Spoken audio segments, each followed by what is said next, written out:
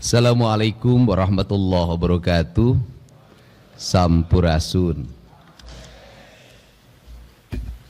Yang saya hormati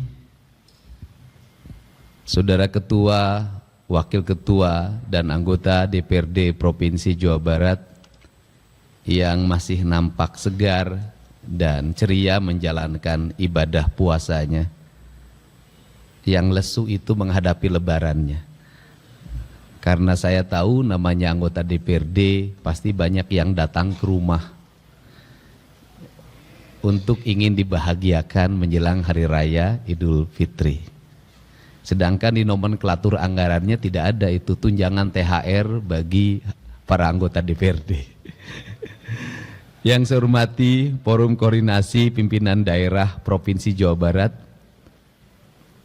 serta Ketua Pengadilan Agama Jawa Barat atau yang mewakilinya, yang saya hormati Sekretaris Daerah Provinsi Jawa Barat, yang saya hormati staf ahli, Kepala Perangkat Daerah, Biro Pemerintah Daerah Provinsi Jawa Barat, sesepuh Jawa Barat, para tokoh masyarakat, pimpinan partai politik, pimpinan organisasi kemasyarakatan, pimpinan lembaga swadaya masyarakat, para akademisi, dunia usaha, serta insan media yang saya hormati dan saya banggakan. Saya mau cek Saudara Sekretaris Daerah, para kepala organisasi perangkat daerahnya ada berapa, yang hadir berapa? Kepala Bapeda, berapa yang hadir?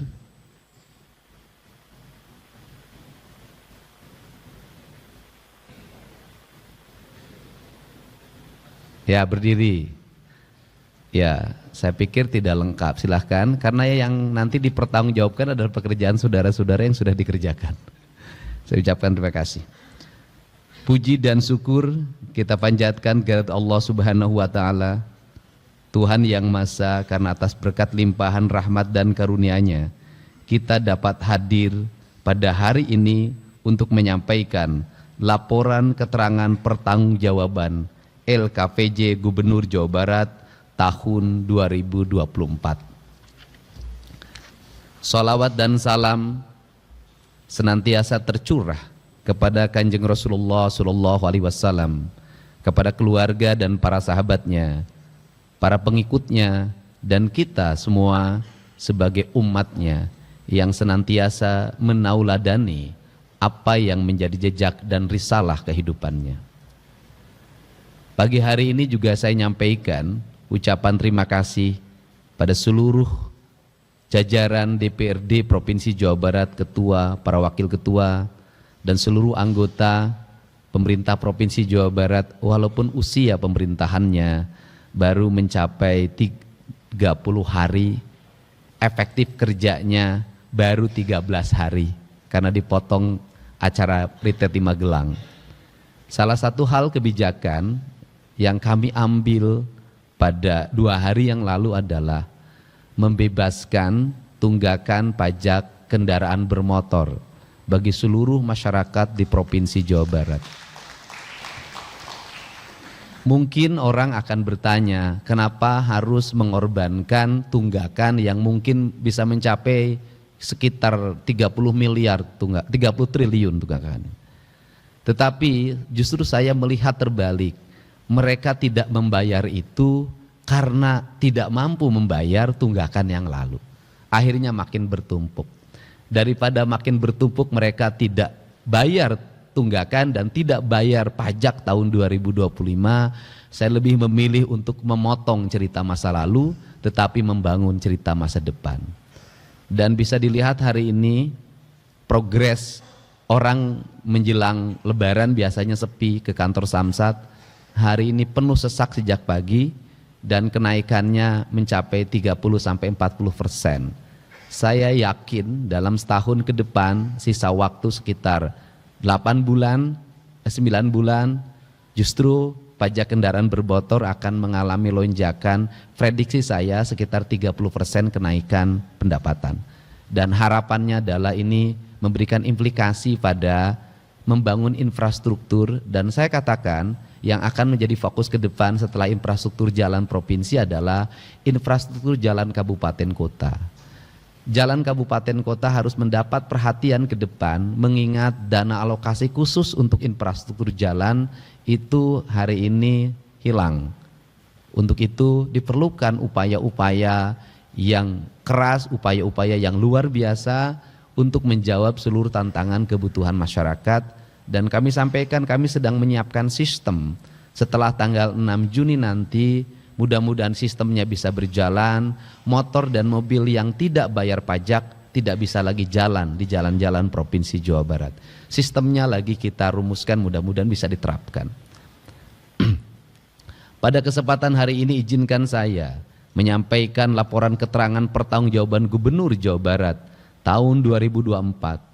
LKPJ Gubernur Jawa Barat tahun anggaran 2024 ini disusun berdasarkan Permendagri 19 tahun 2024 dengan peraturan pelaksanaan Peraturan Pemerintah Nomor 13 tahun 2021 tentang laporan dan evaluasi penyelenggaraan pemerintahan daerah serta merupakan bentuk pertanggungjawaban gubernur selama tahun anggaran 2024. Saya sampaikan terima kasih dan apresiasi yang setinggi-tingginya kepada pimpinan dan anggota DPRD Provinsi Jawa Barat serta semua pihak atas dukungan dan kerjasama yang sangat kooperatif terhadap seluruh penyelenggaraan pemerintah daerah selama tahun anggaran 2024. Hadirin yang saya hormati, penyelenggaraan LKPJ Gubernur Jawa Barat tahun anggaran 2024 ini diawali dengan penjelasan mengenai pengelolaan keuangan daerah yang terdiri atas pendapatan daerah, belanja daerah, dan pembiayaan daerah. Pendapatan daerah yang bersumber dari pendapatan asli daerah atau PAD, pendapatan transfer, dan lain-lain pendapatan daerah yang sah. Pendapatan daerah terrealisasi sebesar 36,68 triliun rupiah atau mencapai 101,08% dengan rincian terlampir. 2. Belanja daerah terdiri dari belanja operasi, belanja modal, belanja tidak terduga, dan belanja transfer.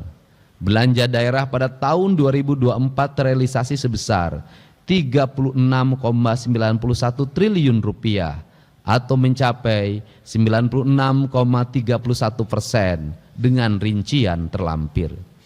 Pembiayaan daerah terdiri dari penerimaan pembiayaan dan pengeluaran pembiayaan.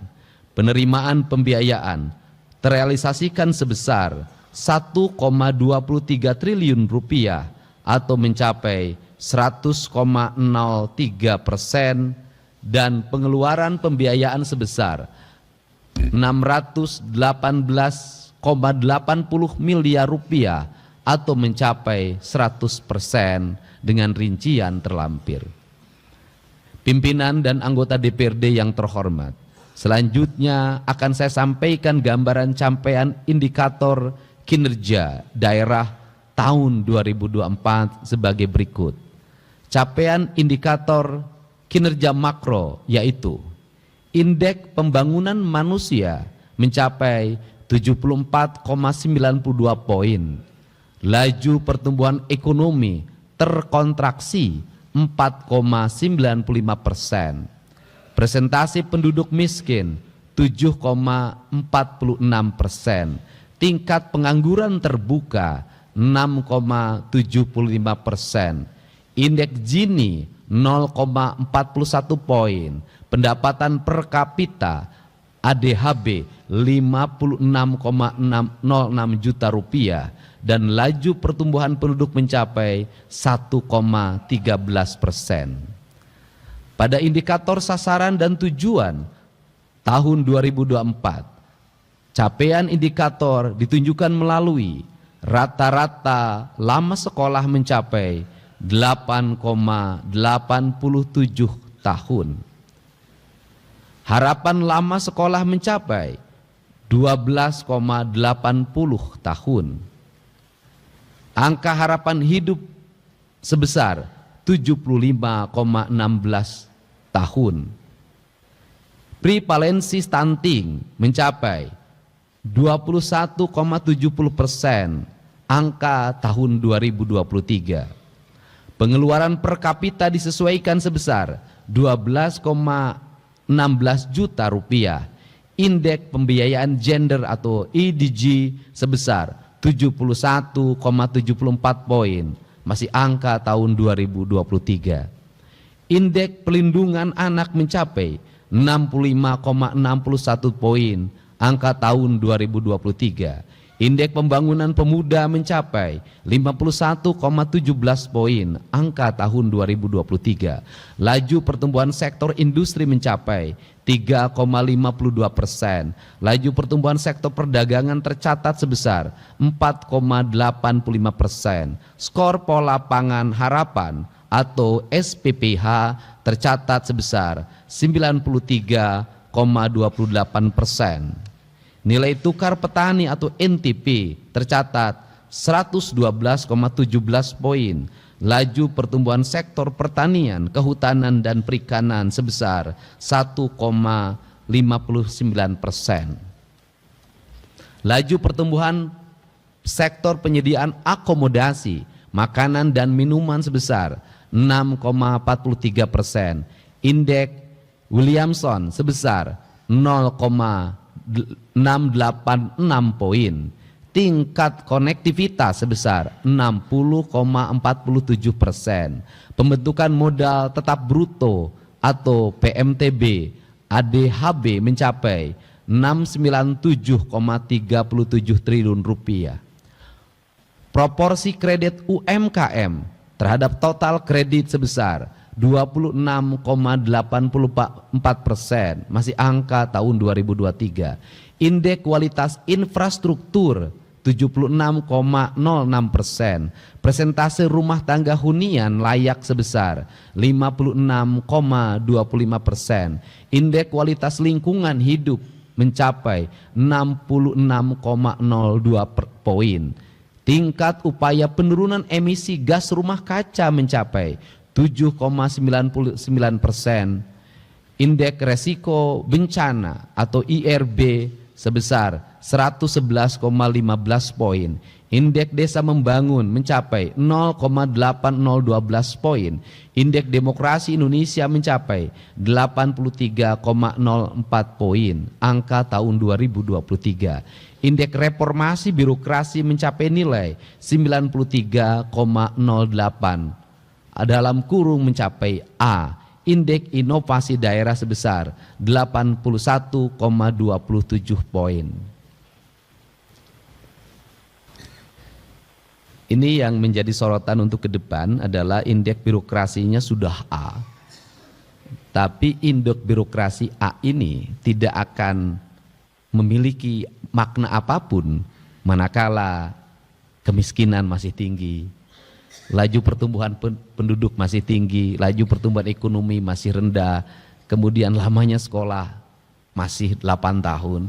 Karena bagi saya ukuran layanan birokrasi bukan pada administrasi birokrasi, tapi pencapaian pembangunan itu sendiri sesungguhnya itu layanan birokrasi yang sebenarnya. Indeks daerah, indeks inovasi daerah sudah disampaikan tadi.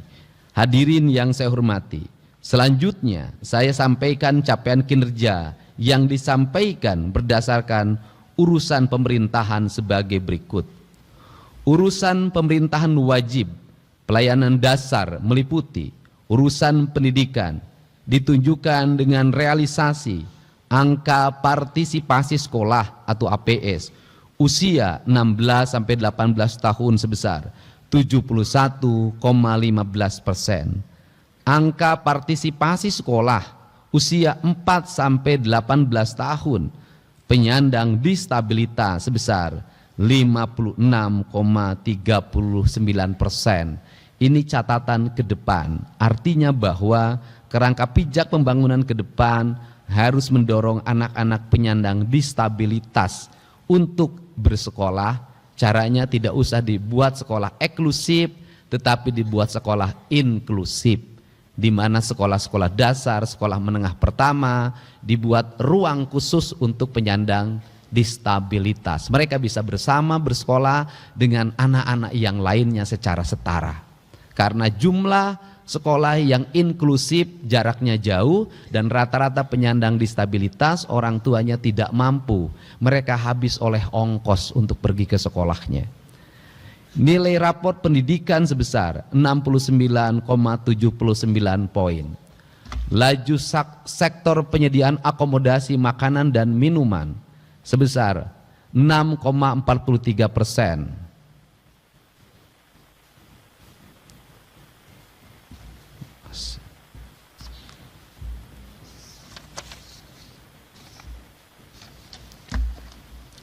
Urusan kesehatan ditunjukkan dengan realisasi angka harapan hidup sebesar 75,16 tahun. Urusan pekerjaan umum dan penataan ruang ditunjukkan melalui 1A. Tingkat kemantapan jalan sebesar 86,44%. Persentase aksesibilitas menuju kawasan potensial dan pusat-pusat kegiatan sebesar 26,28%.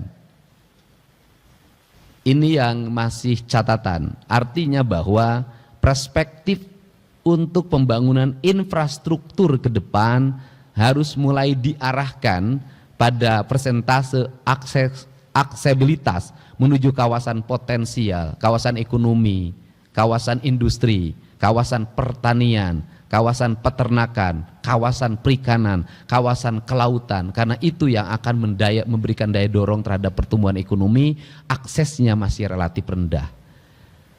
Persentase pemanfaatkan ruang wilayah, kewenangan provinsi yang sesuai dengan tata ruang sebesar 59,80%. Dan khusus untuk bidang tata ruang ini menjadi fokus sorotan untuk ke depan. Kita bisa mengambil pembelajaran dari kasus yang terjadi hari ini, di mana hujan yang hanya 20-30 mm sudah menimbulkan banjir yang luar biasa. Artinya kalau hujannya 50 mm, saya yakin kota Bekasi tenggelam. Kabupaten Bekasi tenggelam, sebagian Karawang tenggelam. Jadi saya sampaikan sekali lagi bahwa hujan saat ini belum dikategorikan sebagai hujan ekstrim. Masih 20-30 mm. Ekstrim itu kalau sudah 50-60. Artinya tidak ekstrim saja sudah menimbulkan bencana. Problemnya apa? Problemnya adalah ada 3.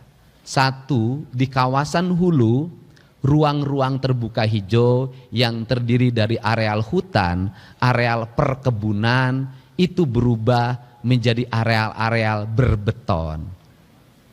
Konsep ekowisata yang dikembangkan oleh PTPN mengalami penyimpangan, karena ekowisatanya harusnya begini, kalau ekowisata perkebunan teh maka kebun tehnya dipertahankan dan tetap ada.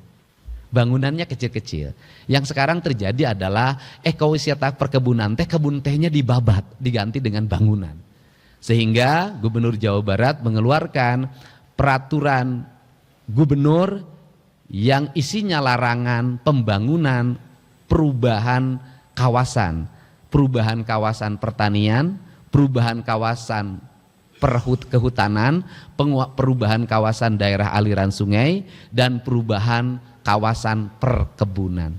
Dan ini akan berdampak pada tata ruang yang nanti akan disesuaikan dengan kabupaten kotanya. Nah kemudian yang kedua, ini saya sampaikan juga, ini penting. Yang kedua adalah daerah aliran sungainya mengalami pendangkalan dan penyempitan.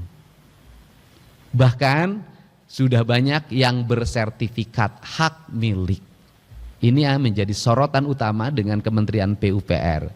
Kemudian yang berikutnya adalah banyak sekali perumahan-perumahan yang dibangun di atas sawah produktif dan berada di tengah sawah dan berada di pinggir sungai, sehingga wajar kalau ada rumah yang terendam sampai gentingnya. Dan ini Ini juga harus dipikirkan dengan agar ini selaras dengan konsep pengembangan 3 juta rumah. Karena pengembangan 3 juta rumah, apalagi rumahnya sederhana, pasti ingin mendapatkan tanah yang murah. Dan tanah yang paling murah yang bisa didapat hanya tanah sawah. Ini yang harus menjadi bahan perhatian kita semua dalam pengembangan tata ruang. Dan tadi pagi saya sampaikan ke kepala bidang tata ruangnya, tolong hal yang terlihat saja dibenahi. Kalau Bapak pergi ke Garut, itu di sebelah kanan Nagreg, itu ada jembatan di bawah kolong. Yang masuk itu di bawah kolong ada jembatan di terowongan, di sebelah kanannya kan penambangan. Di sebelah kirinya penambangan, di bawah penambangan. Coba hitung, nanti minta ITB untuk menghitung takaran penambangan itu. Apakah kalau batu-batunya lepas akan berdampak enggak pada jembatan yang di terowongan itu? Mungkin enggak jembatannya roboh? Ini yang harus menjadi bahan perhatian, karena seringkali kita abai terhadap masalah seperti ini. Kalau menuju arah Garut, sebelah kiri jalan di atas itu ada penambangan yang besar sekali, batunya turun ke bawah. Tolong pikirkan kalau itu nanti mungkin enggak itu longsor. Ini pertimbangan seperti ini harus dilakukan, karena bagi saya lebih baik mencegah, karena sudah terjadi bencana biayanya sangat mahal. Banjir sekarang dalam hitungan saya kalau di recovery itu lebih dari 7 triliun. Biaya pembebasan tanah untuk wilayah yang daerah aliran sungainya sudah berubah bersertifikat dan sudah tumbuh bangunan, pembebasan tanahnya itu untuk hanya wilayah Bekasi saja itu membutuhkan dana 8 triliun. Pengerukan sungai dan pelebarannya itu membutuhkan biaya sekitar 8 triliun. Jadi untuk menyelesaikan itu saja 16 triliun. Berat sebenarnya. Makanya tata ruangnya harus segera dibenahi. Nah, persentase peningkatan kapasitas tampung sumber air sebesar 0,437%. Indeks kinerja sistem irigasi atau IKSI sebesar 57,04 poin. Akses sanitasi sebesar 75,1%. Akses air minum layak sebesar 94,9%. Akses penanganan sampah perkotaan sebesar 70,77%. Presentasi bangunan dan lingkungan yang memenuhi standar kelayakan kawasan strategis dan tematik sebesar 20%. Masih sangat rendah. Untuk itu ke depan bidang perumahan pemukiman harus segera membenahi. Presentasi bangunan gedung yang memenuhi unsur penyelenggaraan bangunan gedung sebesar 95%. Urusan perumahan rakyat dan kawasan pemukiman ditunjukkan melalui 1. Tingkat ketersediaan rumah layak sebesar 100,26%. Kemudian persentase penurunan luas kawasan kumuh kewenangan provinsi 10-15 hektar sebesar 67,49%, dan ini sampaikan di Kota Bandung. Tadi pagi saya sudah mendapat WA dari masyarakat yang itu masuk dalam kawasan kumuh. Kemudian ada pihak yang mengaku ahli waris, penduduknya rumahnya sekitar 1.500 rumah, akan digugat ke pengadilan. Dan gugatannya kayaknya memiliki landasan relatif didukung oleh kelurahannya. Ini PR baru dan saya akan mendampingi pendampingan hukumnya. Mau lari kemana kalau kemudian itu tanahnya diputuskan oleh pengadilan menjadi milik perorangan. Seperti kasus juga yang terjadi di SMA Negeri 1 Kota Bandung. Dan saya akan terus memberikan pendampingan agar pemerintah provinsi memenangkan gugatannya. Kemudian urusan ketentraman, ketertiban umum dan pelindungan masyarakat ditunjukkan melalui indeks ketentraman dan ketertiban sebesar 100 poin, indeks ketahanan daerah sebesar 0,72 poin. Hal yang hari ini menonjol adalah orang tidak merasa tentram karena banyaknya orang yang mengaku sebagai ormas, yang mengaku sebagai LSM, yang sudah secara terang-terangan melakukan intimidasi. Di Kota Bekasi kemarin ada security yang diintimidasi. Di Kabupaten Bekasi, salah satu ormas menaburkan sampah di depan kantor dinas kesehatan, walaupun sudah minta maaf. Tadi malam, Satuan Serse Polres Subang menangkap 6 orang yang melakukan pemerasan di kawasan industri Surya Cipta, yang di situ ada perusahaan mobil listrik BYD yang akan merekrut 16.000 tenaga kerja. Dan kemarin seluruh problemnya sudah selesai. Akses tol nanti hari Senin akan kita bicarakan, listrik sudah terkoneksikan, dan tahun ini rekrutmen akan segera dilaksanakan. Nah, untuk mencapai solusi itu saya sampaikan ke para anggota DPRD bahwa tadi pagi saya sudah telepon Kapolda dan Pangdam, mungkin hari besok kami akan mengeluarkan surat keputusan hari Senin pembentukan Satgas anti premanisme, yang itu nanti terkoneksi sampai tingkat kecamatan. Kami akan melengkapi berbagai fasilitasnya, itu mobile, dengan target dalam tahun ini Jawa Barat terbebas dari premanisme.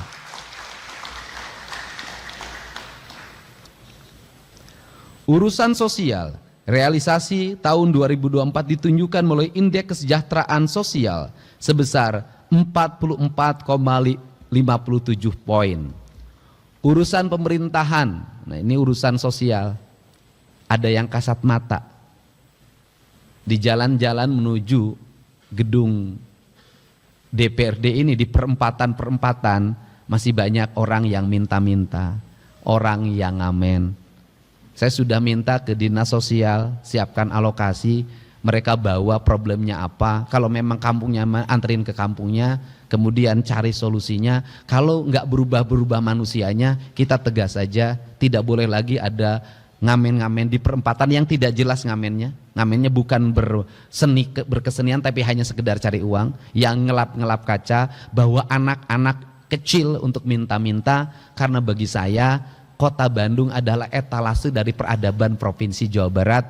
Saya tidak mau setelah hari raya ini tidak boleh lagi ada perempatan diisi oleh gelandangan, dan pemerintah provinsi, kabupaten, kota harus mampu menyelesaikannya secara tuntas. Ini komitmen saya. Kemudian urusan pemerintahan wajib non pelayanan dasar meliputi urusan tenaga kerja, ditunjukkan melalui persentase pencari kerja diberdayakan sebesar 76,61%. Tingkat pelindungan tenaga kerja sebesar 38,27%, masih rendah. Untuk calon tenaga kerja, saya minta DPRD yang membidangi Komisi Ketenagakerjaan, kita tidak mau lagi ke depan ada orang yang ngantri melamar kerja. Tetapi yang saya inginkan adalah setiap dinas kabupaten kotanya sudah memiliki data bursa kerja. Seluruh angkatan kerja ada di datanya, dan kemudian perusahaan yang akan merekrut tidak usah mengumumkan pendaftaran calon tenaga kerja. Cukup mengakses nama-nama yang dibutuhkan di perusahaan itu, kemudian diseleksi. Setelah diseleksi baru mereka mengurus persyaratan kerja. Saya ingin persyaratan kerja itu diurus setelah dia dinyatakan sebagai calon tenaga kerja. Karena kalau persyaratan kerja dibuat ketika melamar kerja, orang tidak punya duit harus ngurus persyaratan tenaga kerja. Dan ongkosnya juga mereka tidak punya. Tapi kalau kemudian perusahaan mengakses langsung ke bursa kerja, maka di situ akan sangat cepat melakukan proses rekrutmennya. Yang kedua, ini disampaikan, percaloan kerja, tenaga kerja di Jawa Barat sangat tinggi. Banyak sekali oknum, baik oknum aparatur, oknum Karang Taruna, oknum ormas, oknum LSM, oknum aparat desa, dan oknum manajer personalianya bekerja sama melakukan rekrutmen, dan di situ berbayar. Angka pembayarannya itu dari kisaran 3 juta sampai 30 juta per orang. Dan itu dilakukan secara terbuka. Untuk itu saya sampaikan bahwa tahun ini tidak boleh lagi terjadi percaloan tenaga kerja.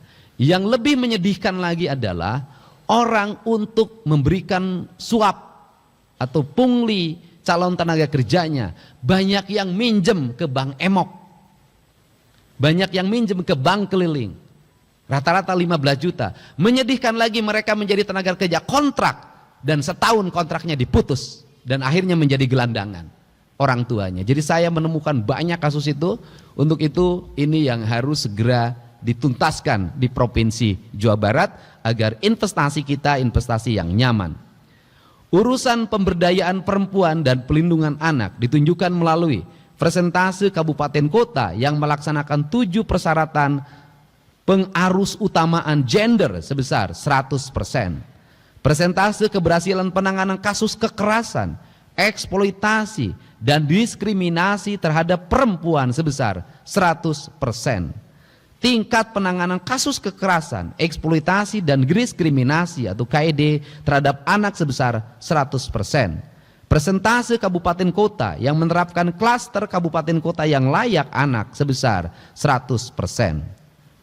Urusan pangan ditunjukkan melalui skor pola pangan harapan atau SPPH, tingkat ketersediaan pangan sebesar 95,37 poin. Tingkat konsumsi pangan yang terdiri dari konsumsi energi sebesar 2.069,9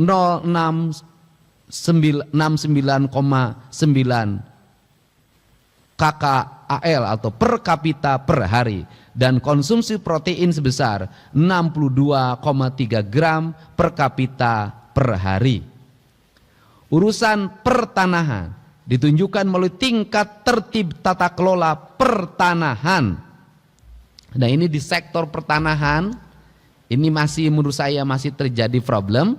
Itu bisa ditunjukkan banyaknya daerah aliran sungai yang itu sebenarnya tidak bisa dialihfungsikan dan dirubah kepemilikannya, itu banyak berubah bersertifikat. Problemnya cuma satu, biasanya ATR BPN memproses pengajuan pengsertifikatan ketika pihak desa dan kelurahan sudah memberikan keterangan riwayat tanahnya, dan biasanya bermasalahnya di pengantar desa dan kelurahannya, sehingga terjadi konflik pertanahan dan mafia tanah. Jadi di kita ini sudah, kalau lautnya sudah disertifikatkan seperti di Subang dan di Bekasi, daerah aliran sungainya sudah disertifikatkan, yang belum gunungnya sudah disertifikatkan, mata airnya sudah disertifikatkan, yang belum disertifikatkan adalah awan dan langit. Urusan lingkungan hidup ditunjukkan melalui indeks kualitas air sebesar 46,86 poin, indeks kualitas air laut sebesar 88,34 poin, indeks kualitas udara sebesar 83,68 poin, indeks upaya penurunan emisi gas rumah kaca limbah domestik sebesar 13,68 poin. Yang masih rendah itu adalah indeks kualitas air. Untuk itu salah satu yang paling mencolok di depan mata kita adalah Bendungan Cirata, Bendungan Saguling, Bendungan Jatiluhur. Airnya sudah berubah menjadi seperti air kocok. Kenapa? Jumlah keramba terampungnya melebihi kapasitas, yang harusnya 10.000 menjadi 60.000. Sehingga terjadi kejenuhan ketika bulan November mereka menanam ikan, maka bulan Januari ikannya mati. Yang berikutnya yang harus menjadi bahan perhatian adalah angka korosi terhadap turbin yang membuat turbinnya menjadi berumur pendek. Yang berikutnya adalah kualitas air, karena airnya dikonsumsi untuk kepentingan air minum baku warga melalui jaringan PDAM atau PAM, baik pemerintah di sekitar Jatiluhur maupun DKI Jakarta. Yang berikutnya yang harus dipikirkan oleh kita semua adalah alih fungsi lahan yang terjadi di hulu, kemudian mengalir ke Citarum dan sampahnya, kemudian masuk ke danau, maka danaunya akan mengalami percepatan pendangkalan. Ketika danau mengalami percepatan pendangkalan, kedangkalan danaunya tidak bisa diproses lagi. Kenapa? Karena lumpurnya tidak bisa dibuka. Kenapa lumpurnya tidak dibuka? Karena daerah aliran sungai Citarumnya kanan kirinya sudah berubah menjadi daerah perumahan dan pemukiman serta kawasan industri.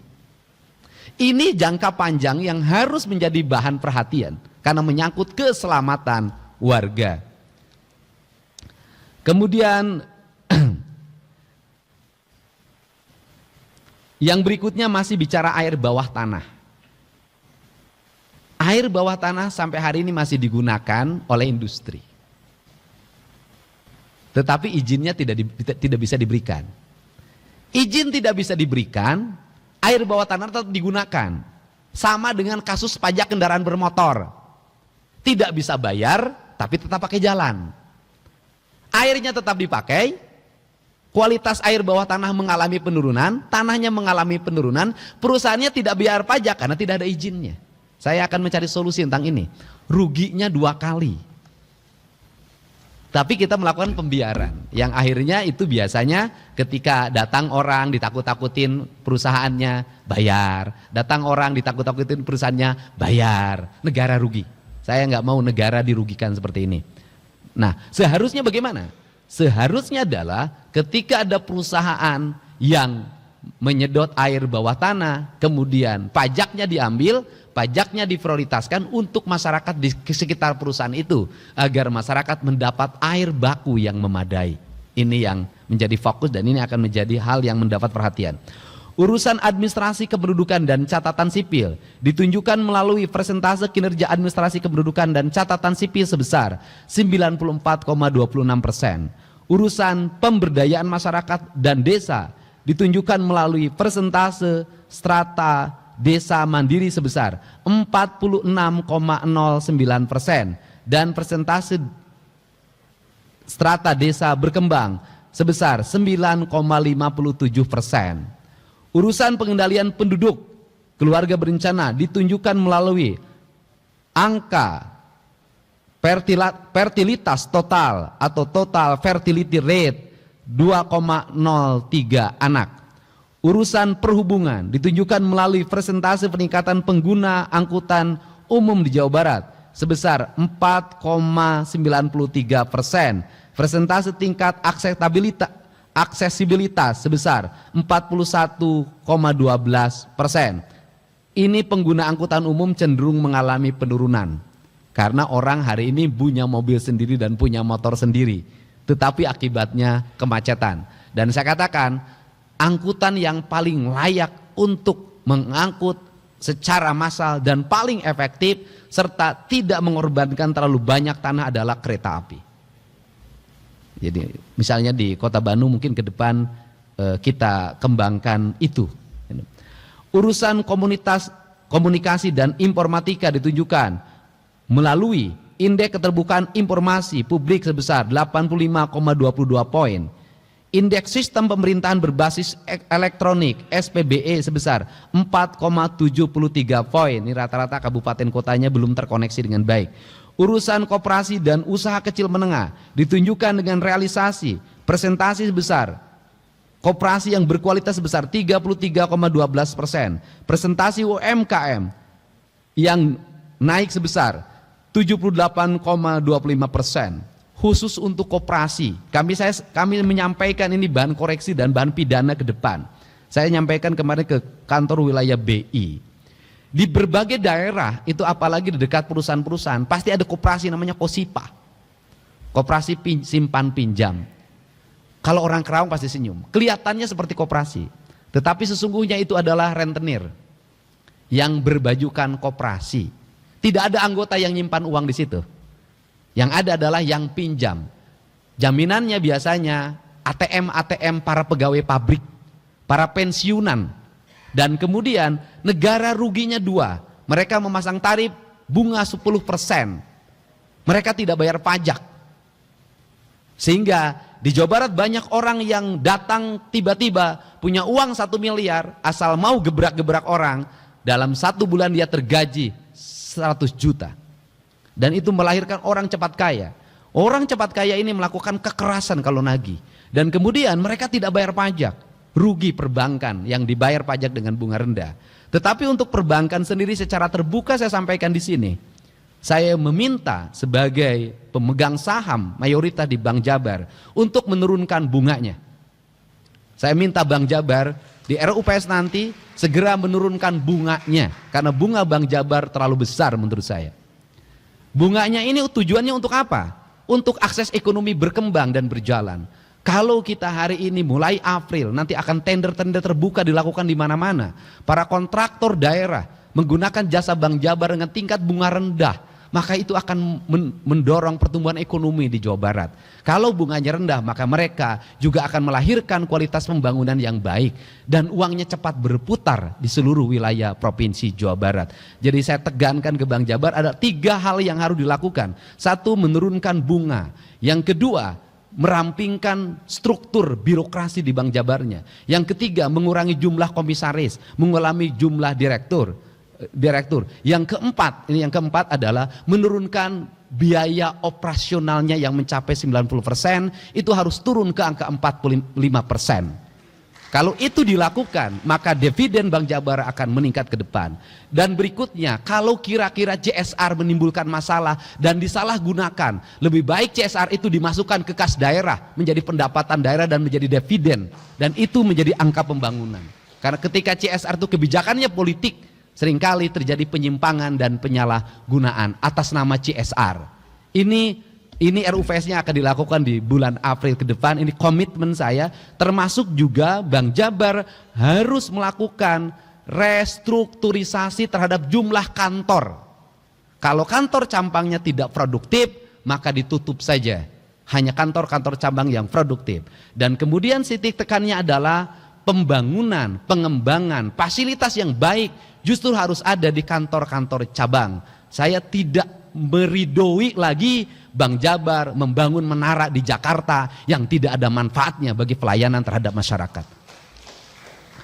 Urusan penanaman modal ditujukan dengan realisasi nilai realisasi investasi sebesar 251,14 triliun rupiah dan indeks kepuasan masyarakat terhadap pelayanan perizinan 91,81 poin. Saya sampaikan di Jawa Barat ini lebih banyak pabrik yang masuk dan menyerap tenaga kerja dibandingkan jumlah orang yang di PHK. Ini yang harus jadi catatan penting. Urusan kepemudaan dan olahraga ditunjukkan dengan realisasi 1. Angka partisipasi kepemimpinan pemuda sebesar 36,67 poin. Angka partisipasi masyarakat berolahraga sebesar 61,40%. Peringkat Jawa Barat pada multi event nasional termasuk peringkat 1 ya, juara PON ya. Urusan statistik ditunjukkan dengan tingkat kematangan penyelenggaraan statistik sektoral 3,07 poin. Urusan persandian ditujukan dengan indeks keamanan informasi yaitu indeks kami dengan 642 skor. Urusan kebudayaan, nah ini sandi ini yang paling dekat, yang paling banyak dipakai adalah sandi menjelang lebaran. Kalimat sandinya begini, ayak meren, itu sandi itu. Ini saya jelasin ya. Pada waktu ada kepala desa yang menentang ketika daerah aliran sungainya di Gabus Bekasi itu dibongkar.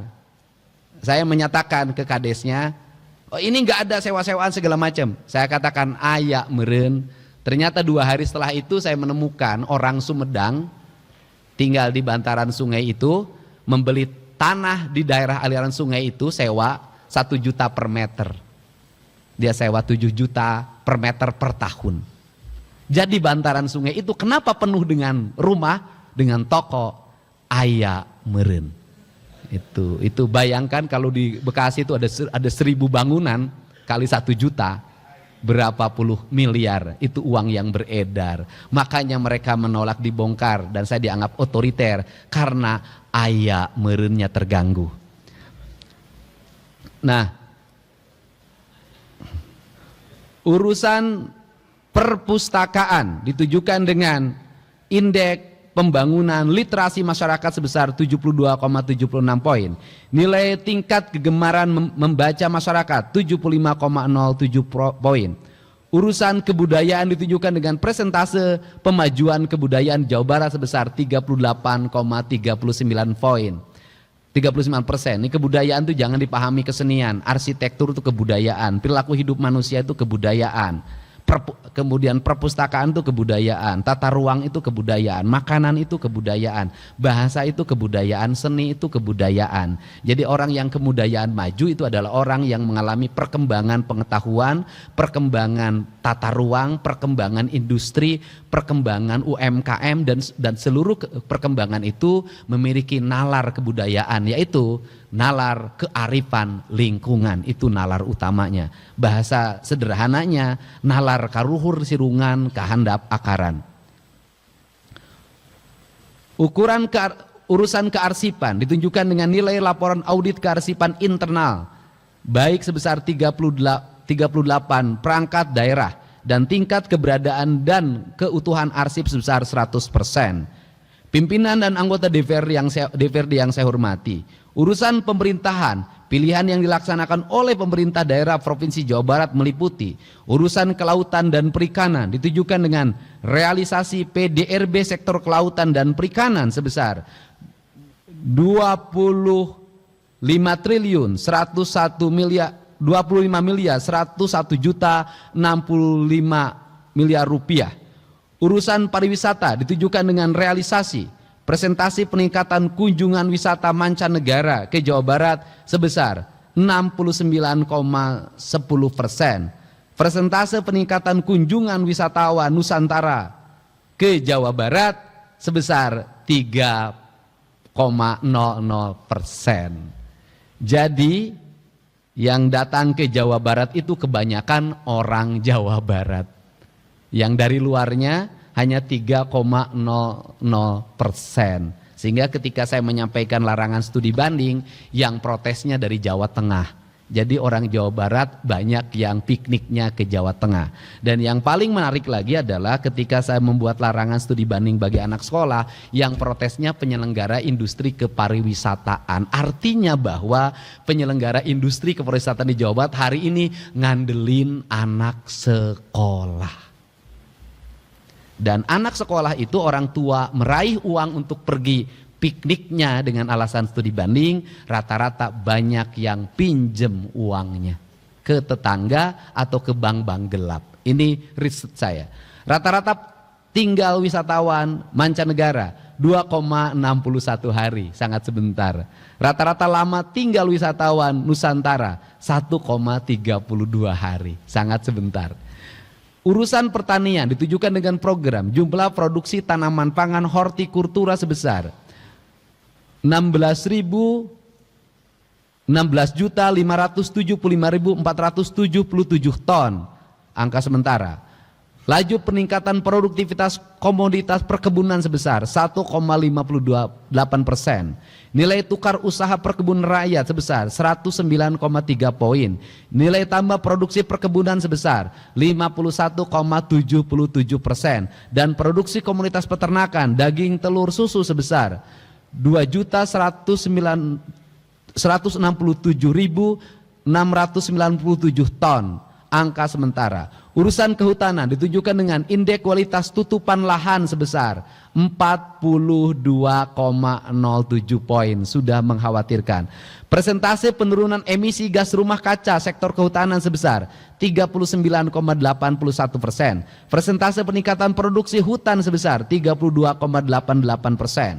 Urusan energi dan sumber daya mineral ditujukan dengan tingkat upaya penurunan emisi gas rumah kaca sektor energi sebesar 7,61%. Jumlah konsumsi listrik di Jawa Barat sebesar 70,0064 GWh.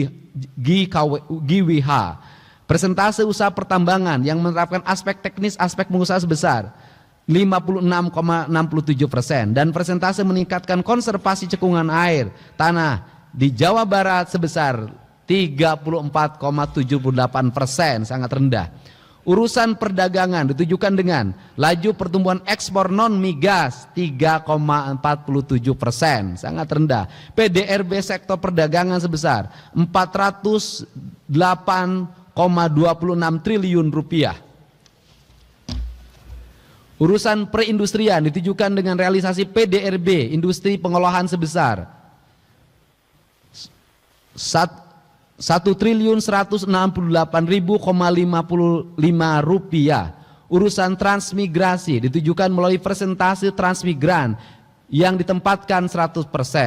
Pimpinan dan anggota DPRD yang saya hormati, fungsi penunjang urusan pemerintahan yang dilaksanakan oleh pemerintah daerah Provinsi Jawa Barat. Fungsi penunjang perencanaan ditujukan dengan nilai komponen perencanaan kinerja dan penilaian atau SAKI provinsi sebesar 26,32%. Nilai komponen pengukuran kinerja dan penilaian SAKI provinsi sebesar 27,05 poin. Fungsi penunjang di bidang keuangan ditujukan dengan opini Badan Pemeriksa Keuangan terhadap laporan keuangan pemerintah daerah dengan kategori WTP. Persentase PAD terhadap pendapatan daerah sebesar 68,99%. Indeks kepuasan masyarakat atau IKM Bapenda sebesar 92,87%. Sangat tinggi.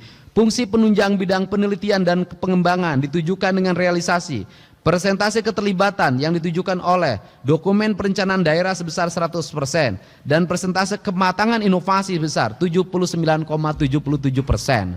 Fungsi penunjang bidang kepegawaian serta pendidikan dan pelatihan ditujukan dengan realisasi indeks sistem merit system 400 poin.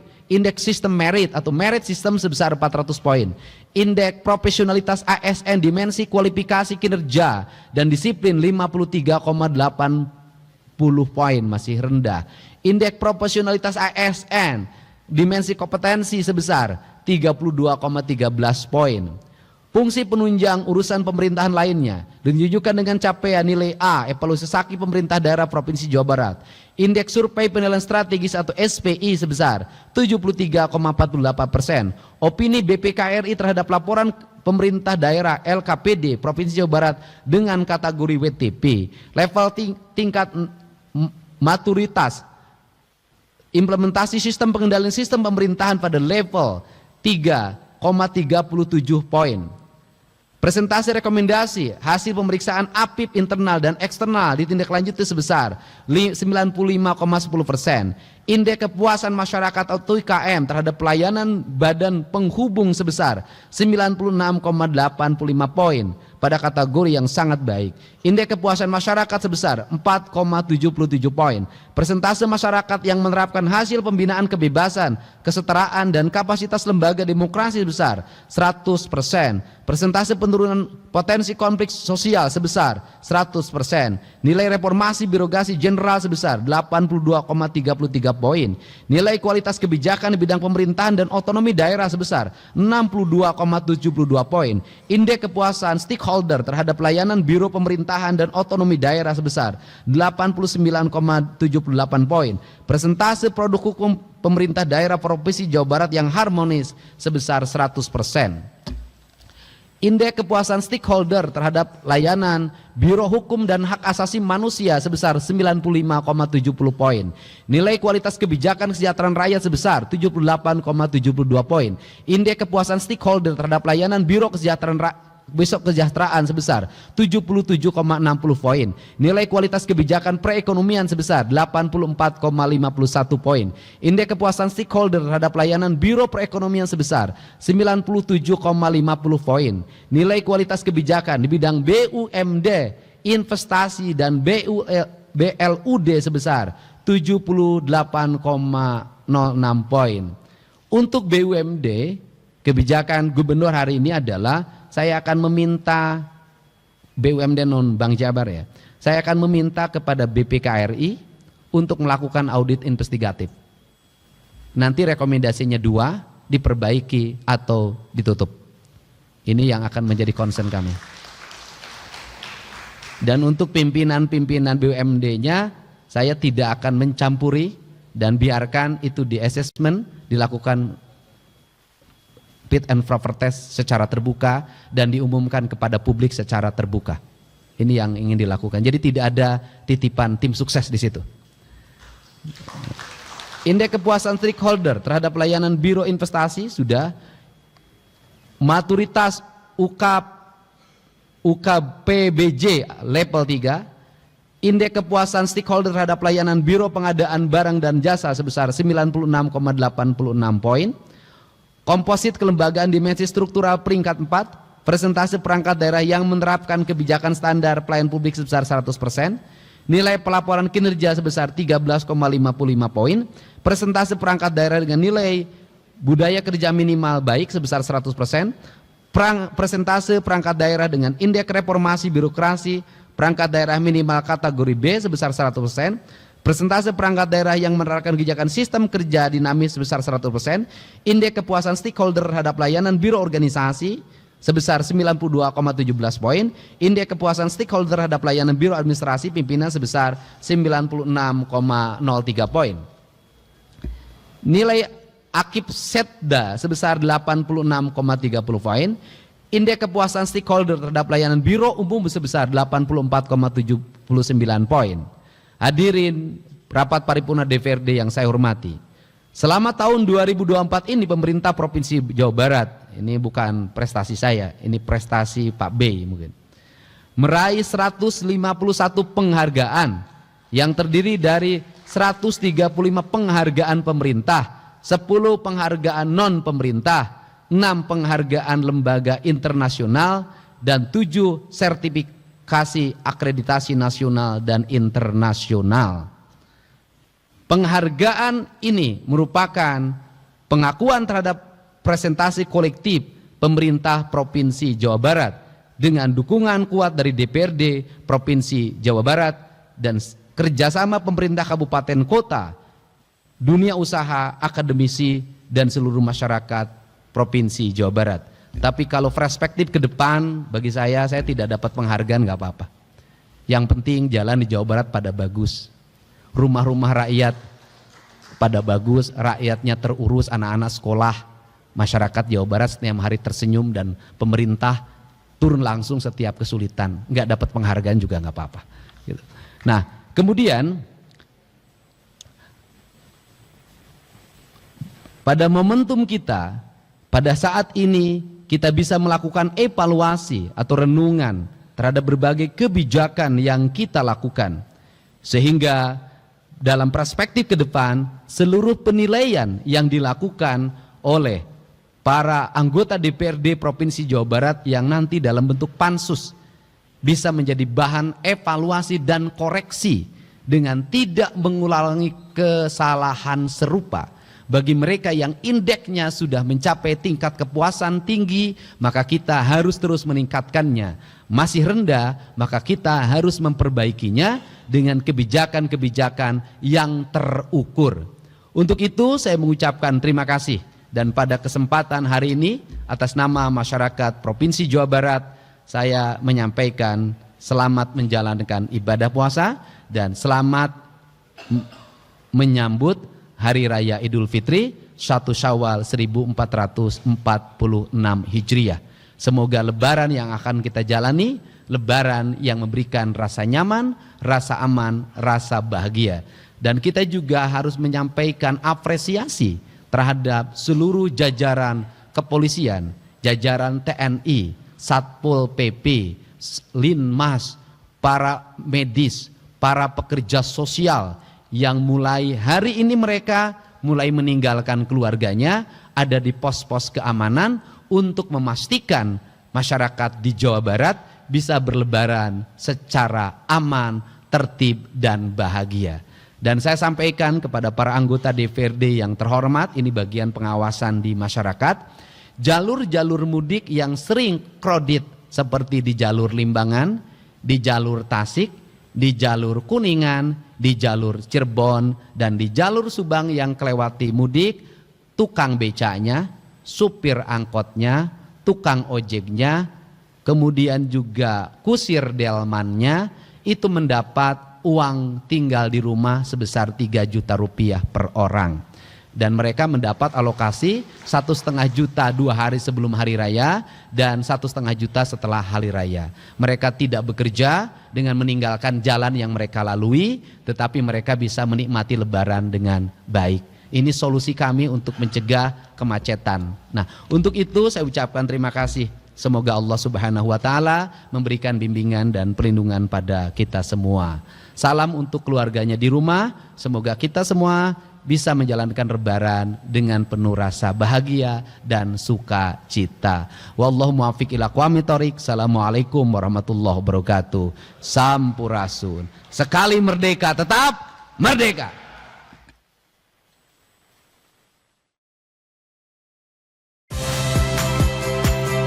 Saya Masyister Tarigan. Saksikan program-program Kompas TV melalui siaran digital, pay TV, dan media streaming lainnya. Kompas TV, independen, terpercaya.